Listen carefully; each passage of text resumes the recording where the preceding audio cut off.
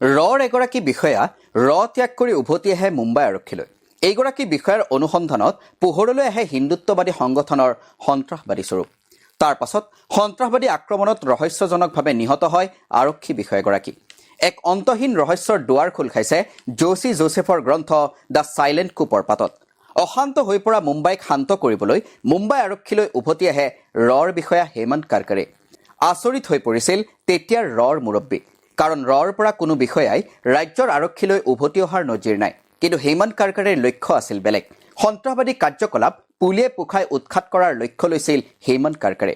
তেতিয়ালৈ বাটলা হাউচৰ সেই ভয়াৱহ এনকাউণ্টাৰ সংঘটিত হৈ গৈছে। ইণ্ডিয়ান মুজাহিদিন ভাৰতৰ মাটিৰ পৰা কাৰ্যত উৎখাত হৈছে। কিন্তু এই এনকাউণ্টাৰৰ 10 দিন পাছত আন এটা বোমা বিস্ফোৰণে কঁপাই যায় ভাৰতৰ পশ্চিম প্ৰান্ত।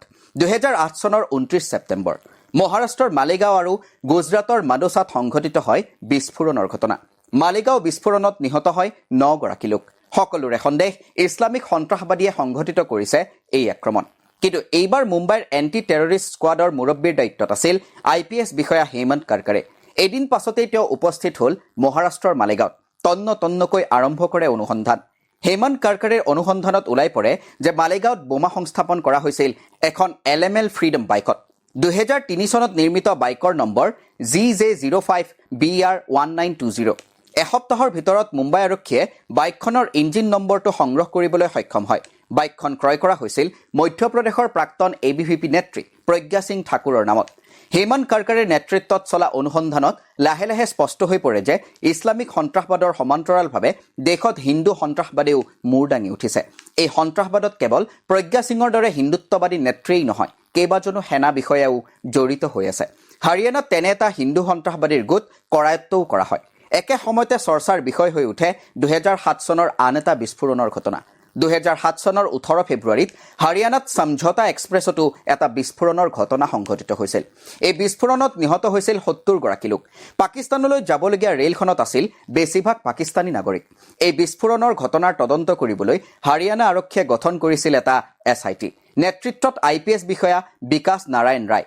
SITয়ে এটা ব্ৰিফ কেছৰ পৰা আন এটা বোমা উদ্ধাৰ কৰিবলৈ সক্ষম হয়। ঘটনাৰ উৎস অনুসন্ধান কৰোঁতে জানিব পৰা যায় যে এই ব্ৰিফ কেছটো ক্ৰয় কৰা হৈছিল ইন্দোৰৰ ৰঘুনন্দন আটাইচি ষ্ট'ৰৰ পৰা। ইয়াৰ পাছতে এটাৰ পাছত আন এটা চাঞ্চল্যকৰ ঘটনা পোহৰলৈ আহিবলৈ ধৰে। বোমাৰ লগতে পোৱা বাতৰি কাকতৰ টুকুৰা, বেটেৰী সকলো ক্ৰয় কৰা হৈছিল ইন্দোৰৰ পৰা। আৰক্ষীৰ প্ৰথম অৱস্থাত সন্দেহ উপজিছিল ইছলামিক সংগঠন চিমিৰ ওপৰত। সেই দিশেৰেই অনুসন্ধান আগুৱাই নিছিল। কিন্তু ক্ৰমাৎ আৰক্ষীৰ হাতলৈ অহা তথ্যই প্ৰায় স্পষ্ট কৰিছিল যে ইন্দোৰ কেৱল চিমিৰেই ঘাটি নহয়, ইন্দোৰৰ পৰা পৰিচালিত হয় হিন্দু সন্ত্ৰাসবাদো। মধ্যপ্ৰদেশত তেতিয়া BJP চৰকাৰ। ইন্দোৰৰ ঘটনাক লৈ মধ্যপ্ৰদেশ আৰক্ষীয়ে অৱলম্বন কৰে নীৰৱতা। হাৰিয়ানা আৰক্ষীয়ে নিজাববীয়া অনুসন্ধান চলাই যায়। আৰক্ষীৰ হাতত আহি পৰে সুনীল যোশী ওৰফে গুৰুজী নামৰ এজন RSS প্ৰশাসকৰ তথ্য। কিন্তু সুনীল যোশীৰ সন্ধানত হাৰিয়ানা আৰক্ষী মধ্যপ্ৰদেশত উপস্থিত হোৱাৰ পূৰ্বে সুনীল যোশীক কোনোবাই হত্যা কৰে। সুনীল যোশী কংগ্ৰেছ নেতা পিয়াৰ সিং নিনামাৰ হত্যাতো অভিযুক্ত আছিল। 2007 চনৰ 29 নৱেম্বৰত বাইকত অহা দুৰ্বৃত্তৰ দলে হত্যা কৰে RSS নেতা সুনীল যোশীক। এই হত্যাত অভিযুক্ত হয় প্ৰজ্ঞা সিং ঠাকুৰৰ লগতে আন 8 গৰাকী লোক। ইপিনে 2008 মহাৰাষ্ট্ৰৰ বিস্ফোৰণত প্ৰজ্ঞা সিং ঠাকুৰৰ লগতে হিন্দু সন্ত্ৰাসবাদী সংগঠন জড়িত থকাটো মুম্বাই আৰক্ষীয়ে নিশ্চিত কৰে।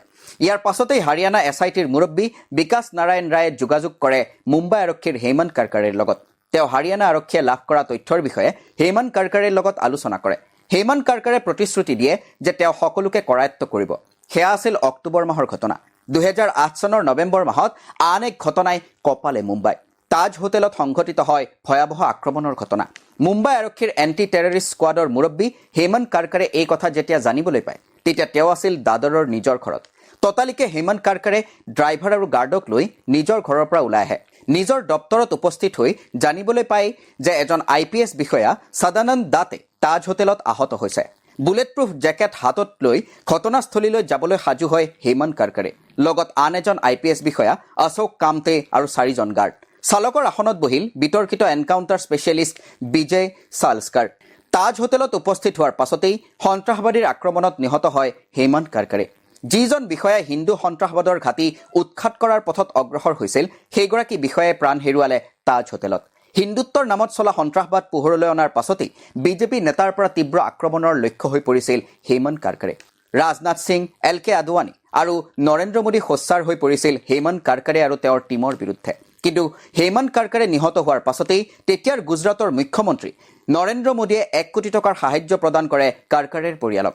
হেমন্ত কাৰকাৰেৰ পৰিয়ালে সেয়া গ্ৰহণ কৰিবলৈ অস্বীকাৰ কৰে। হেমন্ত কাৰকাৰেৰ মৃত্যুৰ ঘটনাও ৰহস্যৰ আৱৰ্তত থাকি গ'ল, কিয়নো হাস্পতালৰ পৰাই অন্তৰ্ধান হৈ গ'ল আৰক্ষী বিষয়াজনে পৰিধান কৰি থকা বুলেট প্ৰুফ জেকেট। হেমন্ত কাৰকাৰেৰ মৃত্যুৰ পাছত চিৰকাললৈ অন্ধকাৰৰ গহ্বৰত সোমাই পৰিল সন্ত্ৰাসৰ আন এটা অধ্যায়। ইপিনে 2011 চনত NIA ৰুজু কৰে RSS নেতা সুনীল যোশীৰ হত্যাৰ গোচৰ। 2014 চনত NIA দাখিল কৰা চাৰ্জশ্বিটত কোৱা হয় এইদৰে: সুনীল যোশীৰ হত্যাৰ পৰিকল্পনা ৰচনা কৰিছিল প্ৰজ্ঞা সিং ঠাকুৰ আৰু অন্য দুজনে। কাৰণ সুনীল যোশীয়ে প্ৰজ্ঞা সিং ঠাকুৰৰ ওপৰত যৌন অত্যাচাৰ চলাইছিল। সুনীল যোশীৰ হত্যাৰ নিশা প্ৰজ্ঞা সিং ঠাকুৰ উপস্থিত হৈছিল সুনীল যোশীৰ বাসগৃহত। তেওঁৰ পৰা সংগ্ৰহ কৰিছিল বোমা নিৰ্মাণৰ সামগ্ৰী থকা এটা ব্ৰিফকেছ। পাছত এই ব্ৰিফকেছ হস্তান্তৰ কৰা হৈছিল ৰামজী নামৰ আন এজন লোকক। প্ৰজ্ঞা সিং ঠাকুৰৰ প্ৰস্থানৰ পাছতেই হত্যা কৰা হৈছিল সুনীল যোশীক। NIAৰ আদালতে এইটো এটা সাধাৰণ হত্যাৰ গোচৰ বুলি অভিহিত কৰি গোচৰটো হস্তান্তৰ কৰে মধ্যপ্ৰদেশ আৰক্ষীক। মধ্যপ্ৰদেশ আৰক্ষীয়ে 2014 চনৰ ছেপ্টেম্বৰ মাহত আন এখন চাৰ্জশ্বিট দাখিল কৰে। তাৰ পাছত 2017 চনত আদালতে প্ৰজ্ঞা সিং ঠাকুৰৰ লগতে আন 7 গৰাকী অভিযুক্তক দোষমুক্ত ঘোষণা কৰে। এনেদৰেই RSS নেতা সুনীল যোশীৰ হত্যাকাৰী ধৰা নপৰাকৈয়ে গোচৰটোৰ অন্ত পৰে। অৰ্থাৎ নো ওৱান কিল সুনীল যোশী।